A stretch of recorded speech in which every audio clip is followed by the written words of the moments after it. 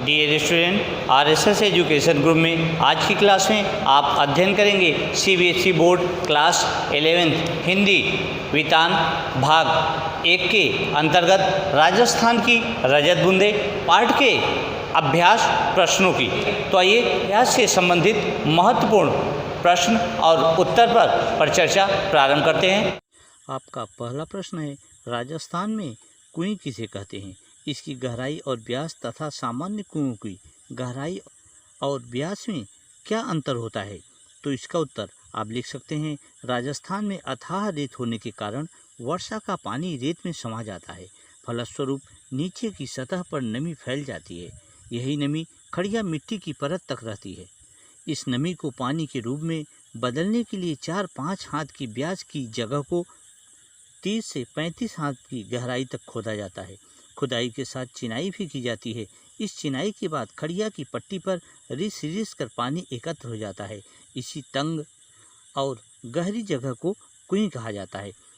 कुएं केवल व्यास में कुएं के व्यास में छोटी होती है, अर्थात कुएं के व्यास से थोड़ा छोटी होती है, पर गहराई में ये कुएं जितनी ही होती है। इसका मुंह इसलिए छोटा रखा जाता है क्योंकि यदि कुएं का व्यास बड़ा होगा तो उसमें कम मात्रा का पानी ज़्यादा फैल जाएगा और तब उसे ऊपर निकालना कठिन हो जाएगा। जैसा कि आपने राजस्थान की रजत बूंदे पाठ में पढ़ा है कि कुओं की खुदाई जो होती है वो भी अधिक गहराई तक होती है और कुइयों की भी खुदाई अधिक गहराई तक होती है, किंतु कुएं का व्यास अधिक होने के कारण उसके जल का फैलाव अधिक हो जाता है। और राजस्थान में आप जानते हैं मीठे पानी की अर्थात पीने वाले पानी की जल की वहाँ बहुत समस्या है, इसलिए कुइयों की खुदाई की जाती है जिससे कि कम से कम 2-3 बाल्टी पानी उन कुइयों से आसानी से मिल सके, प्राप्त हो सके। तो इस प्रकार आप इस प्रश्न का उत्तर लिखकर अपने मनोभावों को व्यक्त कर सकते हैं। और पाठ से संबंधित आपका दूसरा प्रश्न है, दिनों दिन बढ़ती पानी की समस्या से निपटने में यह पाठ आपकी कैसे मदद कर सकता है तथा देश के अन्य राज्यों में इसके लिए क्या उपाय हो रहे हैं, जानें और लिखें। तो इसका उत्तर आप लिख सकते हैं कि दिनों दिन पानी की समस्या विकराल रूप ले रही है। मानव की प्रकृति के अत्यधिक दोहन के कारण पानी की समस्या भयंकर होती जा रही है। नदियों का जल स्तर घटता जा रहा है। सभी जगहों में लोग पानी की कमी से जूझ रहे हैं। ऐसे वातावरण में राजस्थान की रजत बूंदे पाठ से हमें जल प्राप्त के अन्य उपायों और पानी के समुचित प्रयोग पर विचार करने में मदद करता है। देश के अन्य भागों में पानी की समस्या से निपटने के लिए कई सरकारी और गैर सरकारी अभियान चलाए जा रहे हैं। लोगों को प्रिंट मीडिया, विज्ञापन कार्यक्रमों, सिने जगत की हस्तियों द्वारा पानी की कमी के विषय में अवगत कराया जा रहा है। गांवों और शहरों में वर्षा की पानी के बचाव के कई उपाय किए जा रहे हैं। यहाँ तक कि गांवों में तालाबों का पुनर्निर्माण किया जा रहा है। छोटे कुएं, बावड़ियों और जलाशयों का निर्माण कर पानी के भूमिगत जल स्तर को बढ़ाया जा रहा है। अब वर्षा के जल के संचयन की आवश्यकता है। यदि ये सब उपाय अपनाए जाएं तो ही इस समस्या से निपटा जा सकता है। तो इस प्रकार वर्तमान समय में पानी की बढ़ती हुई समस्या पर अपने विचार, अपने मनोभावों को व्यक्त कर सकते हैं। और आपका तीसरा प्रश्न है, चिजारों के साथ गांव समाज के व्यवहार में पहले की तुलना में आज क्या फर्क आया है? पाठ के आधार पर बताइए। तो इसका उत्तर है, चिजारों कुएं निर्माण के दक्ष चिनाई करने वाले कारीगर को कहा जाता है। राजस्थान में पहले चिजारों को विशेष दर्जा प्राप्त था। कुएं बन जाने पर एक विशेष उत्सव का आयोजन किया जाता था। तब चिजारों को विदाई के समय तरह तरह की भेंट दी जाती थी। कुएं के बाद भी इनका रिश्ता गांव से बना रहता था। उन्हें तीज, त्योहारों तथा शादी विवाह जैसे मांगलिक अवसरों पर भी भेंट दी जाती थी। फसल आने पर खलिहान में उनके नाम से अनाज का एक ढेर अलग से रखा जाता था, किंतु समयानुसार अब स्थिति में परिवर्तन आ चुका है। आज उन्हें पहले जैसा सम्मान नहीं दिया जाता, सिर्फ मजदूरी देकर काम करवाया जाता है।